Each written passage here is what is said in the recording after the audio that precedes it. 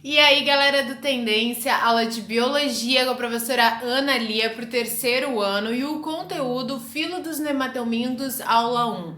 Meus amorzinhos, a gente tá aqui nesse filo, nós já estamos, habituados, nós já lembramos, na verdade, de tudo do ano passado, na verdade é só uma revisão.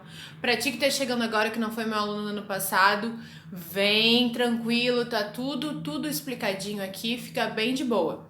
Meus amores, nós estamos no quarto filo dos animais. A gente já viu os poríferos, já vimos os quinidários, já vimos os platelmintos e agora a gente vai chegar nos vermes cilíndricos. Olha ali tá escrito filo nematoda, mas eu posso chamar de nematoda, posso chamar de nematelmintos, que é o que é mais comum, de asqueumintos. Então, para ti que vai fazer vestibular, tem que estar ligado nas várias possibilidades de nomes que podem aparecer aí no Enem, na UFSC, na UDESC, no vestibular que tu for fazer, beleza?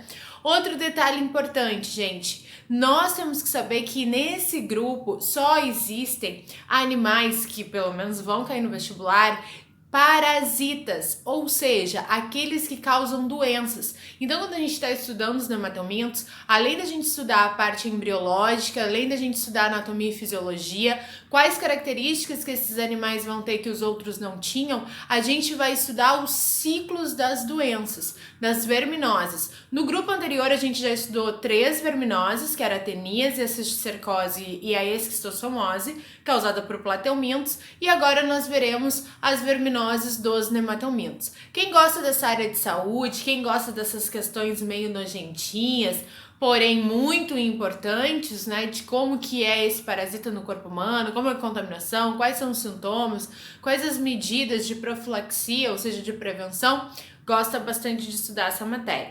Mas antes disso, vamos para as características embriológicas desse grupo.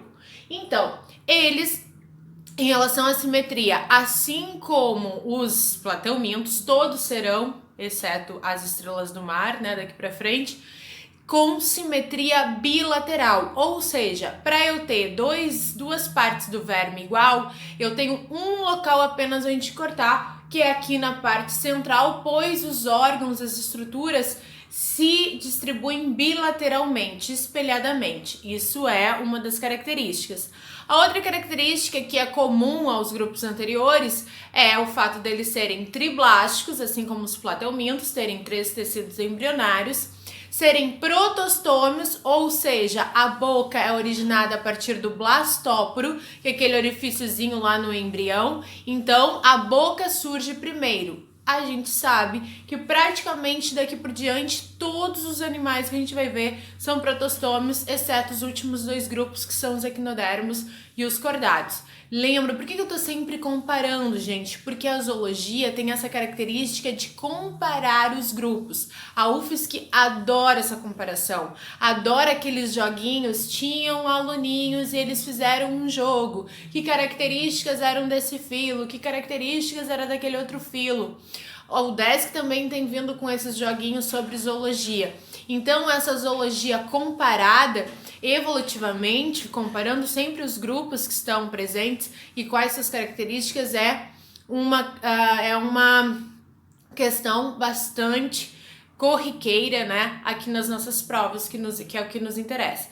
Então, voltando, eles são protostômios, ok? Assim como os platelmintos já eram, e assim como muitos outros grupos que vêm adiante, beleza? Então, ali, o que vai ter de diferentão? A coisa embriológica que diferencia a característica embriológica que diferencia os nematelmintos em relação a todos os demais grupos, e por isso que é muito importante saber, é em relação ao celoma.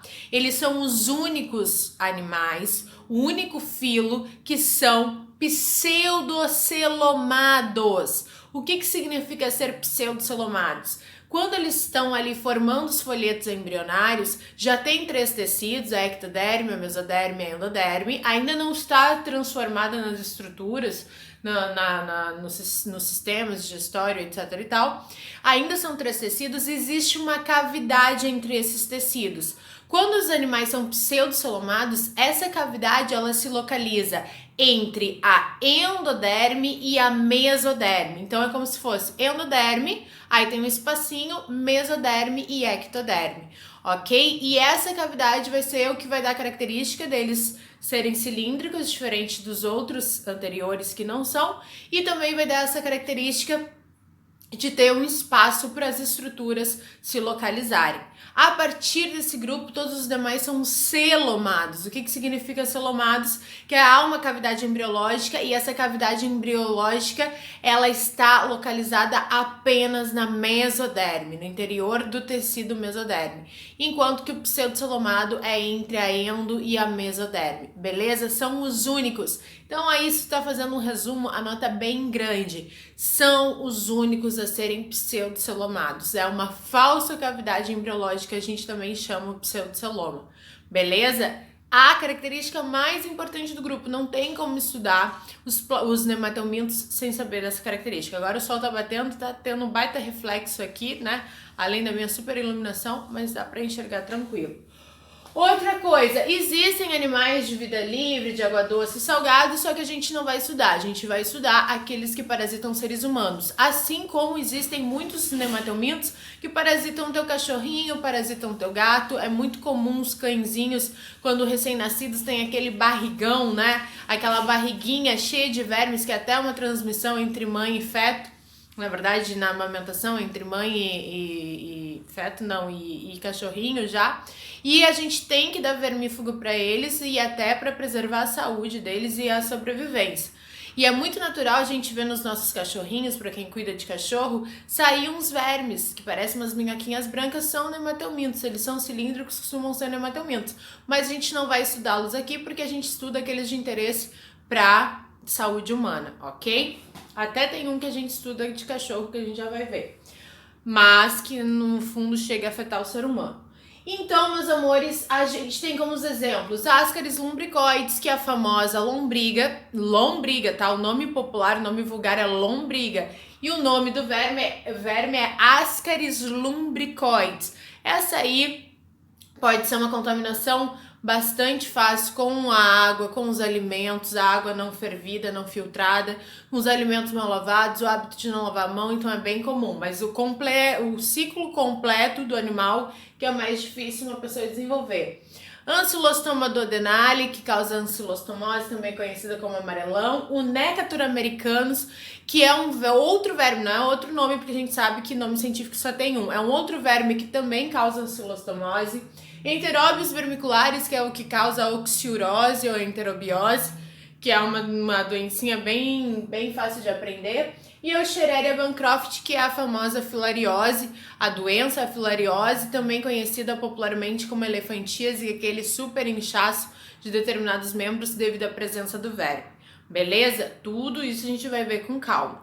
Mas antes a gente ver com calma essas questões, a gente vai ver a parte de anatomia e fisiologia deste animalzinho. Primeiro, gente, o que nós temos que saber? Primeiro que eles são pseudocelomados, portanto eles têm uma cavidade e acabam sendo cilíndricos. Eles são os primeiros, anota aí, são os primeiros a terem um sistema digestório completo. O que significa digestório completo? Que começa na boca e termina no ânus. Analia planária, como é que era? Ela tinha boca, lá na parte de trás do corpinho, né? Na parte contrária ali, na parte ventral. E ela tinha vários poros excretores, não tinha um ânus só. Aqui tem um ânus. E esse ânus ele vai estar aqui, ó, já vamos pular aqui, ó, que isso vai fazer com que o ânus termine, faz com que ela tenha um sistema excretor, e o ânus termine em um sistema que a gente chama canais excretores em forma de H, é o complexo H. Olha só, sistema H, que é essa imagem que tá até antes. O que significa? Ela vai ter aqui um intestino que vai absorver as excretas, ok, dos tecidos e vai desembocar num poro excretor e como tá ali no meio, acaba formando essa letrinha H, ok? Então isso é uma característica muito importante porque os animais que vinham antes não tinham um ânus, tinham vários poros espalhados e aqui a gente vai ter um ânus que é o poro excretor, beleza? Outra coisa, a digestão, obviamente, assim como desde lá das águas vivas, né, zoologia comparada, ela vai ser extra e intracelular. O sistema respiratório ainda ausente até agora, a gente não viu alguém que tenha sistema respiratório, algum animal, então todas as células, elas captam o oxigênio, as células da superfície do corporal, captam o oxigênio do ar e vão sendo transmitidas através de difusão o oxigênio e capturando o gás carbônico para eliminação, né? Então nada de novo. E o sistema nervoso, assim a gente tinha visto que uma das grandes evoluções dos plateumintos era a encefalização, ou seja, a concentração de um sistema nervoso de gânglios cerebroides no topo do corpo, formando uma cabeça. Aqui a gente vai também ter essa concentração de nervos cerebroides, digamos assim, mas é em torno da faringe. Há uma concentração numa das extremidades do corpo, o que também é uma questão evolutiva bastante importante, só que não chega a formar uma saliência, então não forma uma cabecinha. Ok? E aí, meus amores, as reproduções em espécies monoicas, dioicas, ou seja, com sexo só, com dois sexos no mesmo ser vivo, desenvolvimento indireto, fase larval, e quando a gente for estudar a reprodução, a gente vai estar estudando os ciclos das doenças, beleza? E aí, meus amores, a gente já começará com a próxima doença, que é a ascaridíase, que é a primeira verminose, que aí a gente está começando a estudar as verminoses dos nematelmintos. Esse primeiro videozinho de 10 minutinhos, 11 minutos, ficou para apresentar as características embriológicas e anatômicas do grupo, e vem comigo pra gente ver um pouquinho das verminoses.